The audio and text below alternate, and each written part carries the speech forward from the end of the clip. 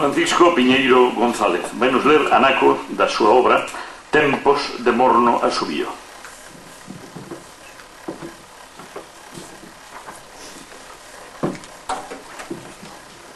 Bueno, decir que para mí é unha honra volver a estar con todos ustedes participando aquí e compartindo este acto do Día das Letras de Paradela. Agradecer dende logo a todas as autoridades e a todos os presentes o esforzo que fan pola cultura galega, especialmente polo amor da terra de Paradela neste caso.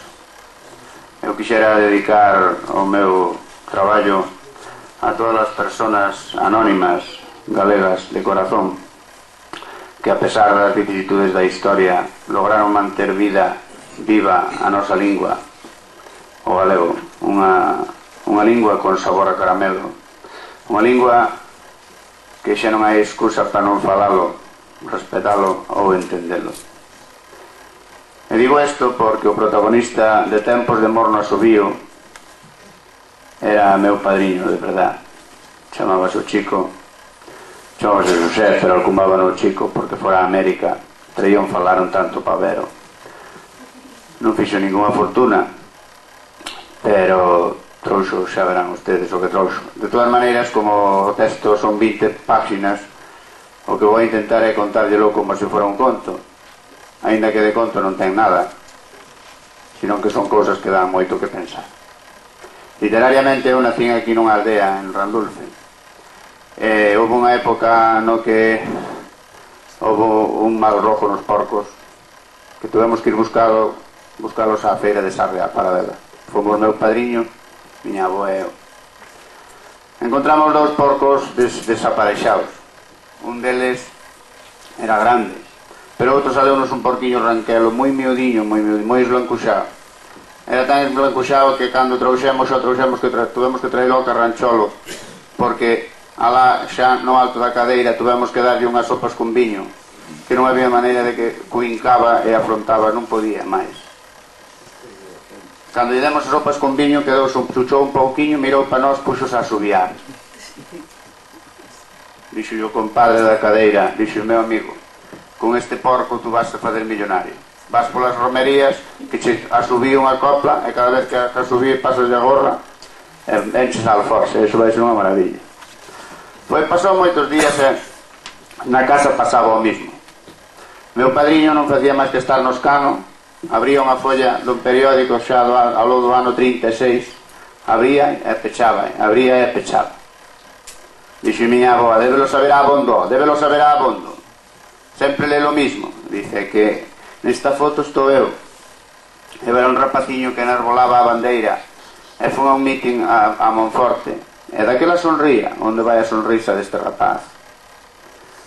Total, que os veciños vían que o porquiño paseaba, pero en vez de comer chuchaba un pouquiño, xogaba coas bolboretas, e cando chovía levaba o compás da música. E dixeron, este ten outro calete, non é como a todos, este seguro que é un poeta, ou seguro que é un filósofo, seguro. Así foi. A verdade, teño que decir que ver a meu padriño delgado, que se traspasaba a luz, e ver o cocho debaixo dun castiñeiro, parecía a Santa Compaña. Aquilo era moito que ver. E iso parece ser que foi o que veu unha vez a agua do máis rico do lugar que viña de cobrar as rendas. E asustouse, empinouse dos pés de diante e tirou con ele a lama. Empezou a agarrar pedindo axuda. Estábamos esfollando, pero nadie foi a axudarle. Dixeron que a todos os porcos lle chegaba o seu San Martín. E el, cheo de medo, empezou a pegarlle tiros a unha cousa blanca que se acercaba. Non era naide, era unha pedra de xeixo que había no camiño. É que os homes con pistola sempre tiveron moito medo. Entonces todo pasou moi ben, pero ao outro día pola mañá chegaron os guardias á casa de meu padriño e levaron o preso. Unha semana tuvo na cadea. Cando chegou blanco, colleu un cigarro, subeuse á rateira do cabozo e puxos a fumar e a subiar morniño pa dentro. Cando acabou dixo: mañá facemos a matanza.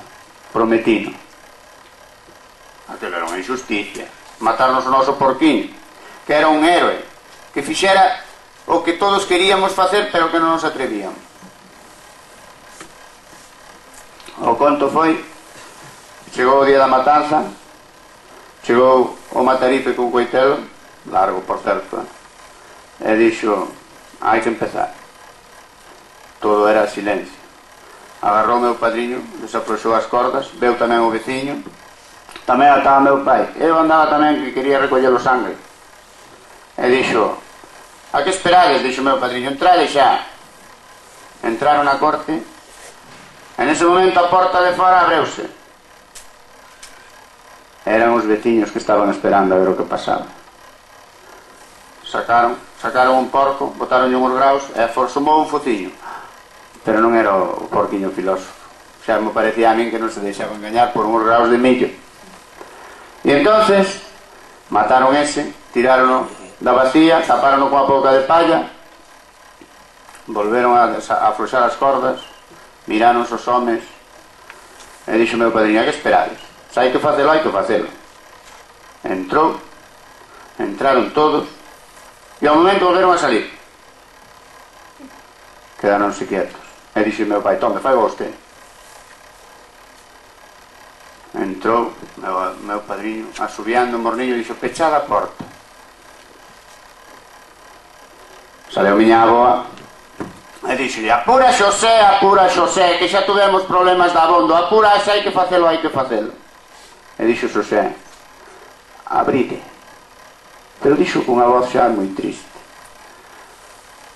Entra meu pai, e se un entra volve a salir para fora e dice: traime un fachico de palla, traime un fachico de palla. Alumnou e dice: meca, aí está. E ali estaba meu padriño afogado. Son cousas que dan moito que pensar. Tardei en volver por ali máis de 15 días. A verdade é que fun a ver se estaban os chorizos curados. E estaban. Entrou un metal de goio e dixo: vou entrar, pero estaba pechado. E non deba entrado se non fora porque un gato me dixo que arriba había un fachinelo dun faiado. Entrei por ali, baixei, coñi unha ristra para non disimular. Vamos coller coñi unha ristra. E cando volvín a subir, encontreime a porta do cuarto aberta.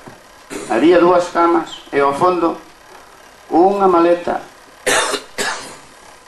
Nunca eu tal cousa vía. Entrei ali, abrí a maleta, estaba chea de libros, de William Shakespeare, de León Tolstoy, de Jacinto Benavente. Miña mamaíña, vaya tesouro trouxera meu padriño de América. E dixeran que non trouxera máis que unha fala pavera. E no medio, unha caixa de dulce de membrillo. Abrina e había un atado de cuartillas de papel de estraza, coas que se envolvían as botellas do candil. Ali escribía meu abuelo, meu padriño, e poñía por fora: en Galicia o sol non se atreva a subiar, pasa sempre despaciño, porque dá vergonza que os galegos non se unan para facer grande a súa historia. Empecé a repasar nas páxinas. Estaba a historia do porquiño filósofo. Claro que non lle la vou a ler toda. E dicía, entre outras cousas, dicía: os poetas, escritores e filósofos son ferreiros do espírito dos povos, enfían as palabras no aire da esperanza. Aínda quedan goberneiros e non gobernantes que prefiren darlles unhas obras para telos calados como a porcos nun cortello. Ai do que non queira comer da súa man e lle dea por vivir do aire e remexer no chan. Os porcos, como os poetas, teñen mal nome hasta o día no que morren. Daquela todas son alabanzas, comendo as súas frebas disfrutan tanto ricos como pobres.